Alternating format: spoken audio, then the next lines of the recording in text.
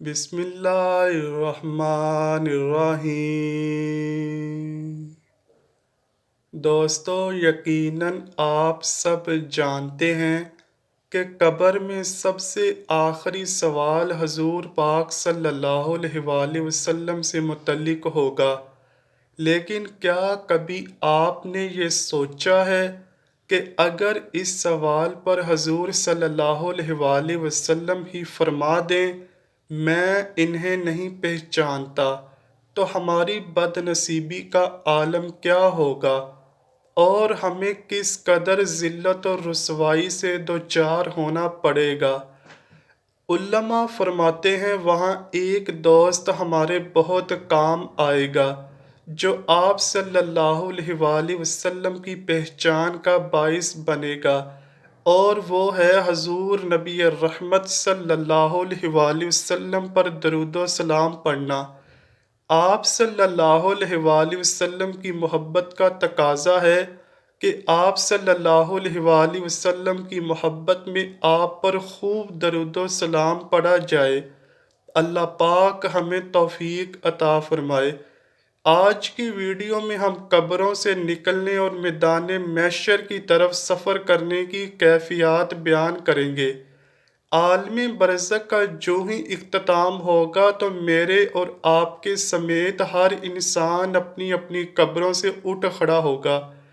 اٹھتے ساتھ ہی ہمیں کیا نظر آئے گا، اس کا ذکر قرآن پاک کی مختلف آیات میں فرمایا گیا ہے۔ اوپر جو نگاہ اٹھا کر دیکھیں گے تو آسمان کی جگہ دروازے ہی دروازے نظر آئیں گے، کیونکہ آسمان کے طبقات پھٹ چکے ہوں گے اور روئے زمین پر کوئی پہاڑ نہیں رہے گا، کیونکہ پہاڑ بھی غبار بنا کر فضا میں اڑا دیے جائیں گے، حتیٰ کہ زمین کو ریزہ ریزہ کر کے پھیلا دیا جائے گا۔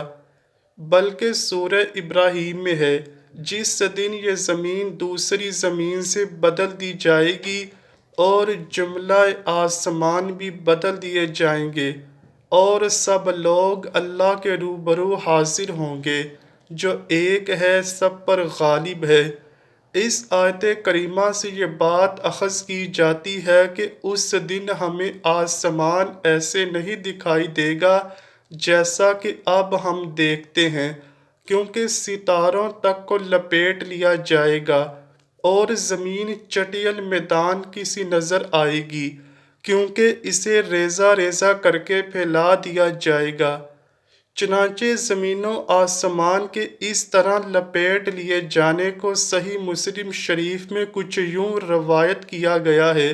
رسول اللہ صلی اللہ علیہ وآلہ وسلم نے ارشاد فرمایا، اللہ قیامت کے دن آسمانوں کو لپیٹ لے گا اور پھر انہیں اپنے دائیں ہاتھ میں پکڑ کر فرمائے گا، آج میں ہی بادشاہ ہوں، جبر کرنے والے کہاں ہیں، تکبر کرنے والے کہاں ہیں۔ پھر بائیں ہاتھ سے زمین کو لپیٹ لے گا اور پھر فرمائے گا، آج میں ہی بادشاہ ہوں، جبر کرنے والے کہاں ہیں، تکبر کرنے والے کہاں ہیں۔ ہمیں قبروں سے اٹھنے کے بعد جو سب سے واضح چیز دکھائی دے گی وہ سورج ہوگا، جس کے بارے میں رسول اللہ صلی اللہ علیہ وآلہ وسلم کا فرمان عالی شان ہے، روز قیامت سورج بندوں کے قریب کر دیا جائے گا، یہاں تک کہ 1 یا 2 میل کی مسافت پر ہوگا۔ راوی بیان کرتے ہیں، میں نہیں جانتا کہ ان میں سے کون سا میل مراد ہے، زمین کی مسافت یا وہ سلائی جس سے سرما لگایا جاتا ہے۔ فرمایا پھر سورج انہیں پگھلائے گا یہاں تک کہ ہر کوئی اپنے اعمال کے مطابق پسینے میں ڈوب جائے گا، بعضوں کو ٹخنوں تک، بعضوں کو گھٹنوں تک، کچھ کو کمر تک پسینہ لپیٹ میں لے لے گا۔ بعض لوگوں کا پسینہ ان کے منہ تک پہنچ کر ان کا منہ ایسے بند کر دے گا جیسے ان کو لگام دی گئی ہو۔ راوی بیان کرتے ہیں، میں نے دیکھا کہ رسول اللہ صلی اللہ علیہ وآلہ وسلم اپنے ہاتھ سے منہ مبارک کی طرف اشارہ فرما رہے ہیں کہ یوں لگام دی جائے گی۔ دوستو، قبروں سے اٹھتے ہی لوگوں کو 3 گروہوں میں تقسیم کر دیا جائے گا۔ ان میں سے ایک گروہ وہ ہوگا جنہیں منہ کے بل گھسیٹ کر اللہ رب العزت کی بارگاہ میں پیش کیا جائے گا، لہٰذا فرشتے انہیں منہ کے بل گھسیٹ کر لے جا رہے ہوں گے۔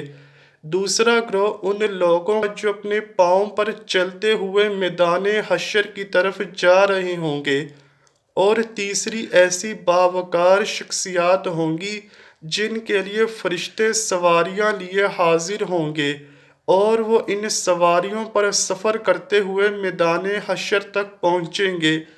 چنانچہ حضرت ابو ہریرہ رضی اللہ تعالیٰ عنہ سے روایت ہے کہ رسول اللہ صلی اللہ علیہ وآلہ وسلم نے فرمایا، روز قیامت لوگ 3 حالتوں میں اٹھائے جائیں گے۔ پہلی قسم کے لوگ پیدل چلیں گے، دوسری قسم کے لوگ سواریوں پر سوار ہوں گے، اور تیسری قسم کے لوگ چہروں کے بل چلیں گے۔ عرض کیا گیا، یا رسول اللہ صلی اللہ علیہ وآلہ وسلم، چہرے کے بل بلا کیسے چلیں گے؟ فرمایا، جس خدا نے انہیں قدموں پر چلایا ہے وہ منہ کے بل چلانے پر بھی قادر ہے۔ وہ اپنے منہ کو ہر اونچی جگہ اور کانٹوں سے بچانے کی کوشش کریں گے۔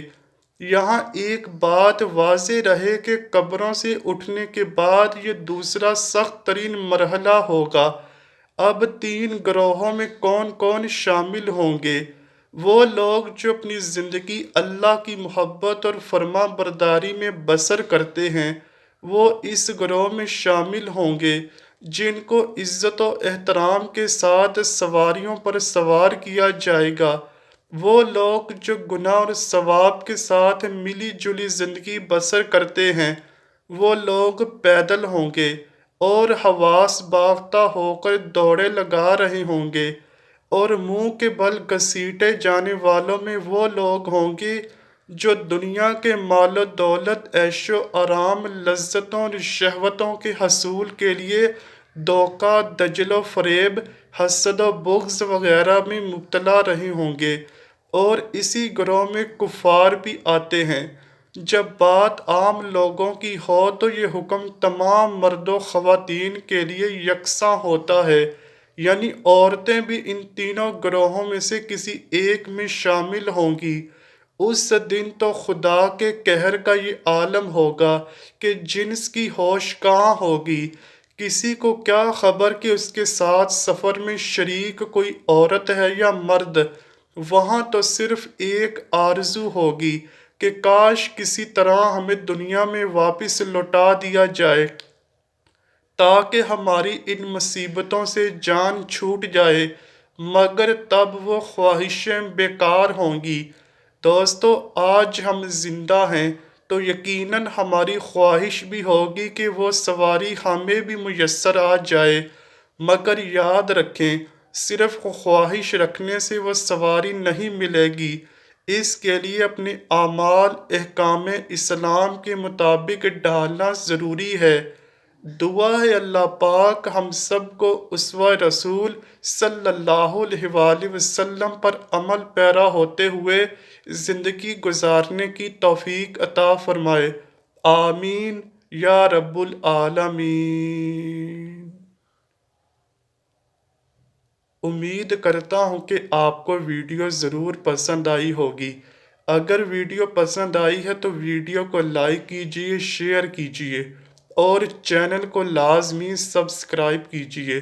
کمنٹ سیکشن میں اپنی رائے کا اظہار بھی ضرور کیجئے گا۔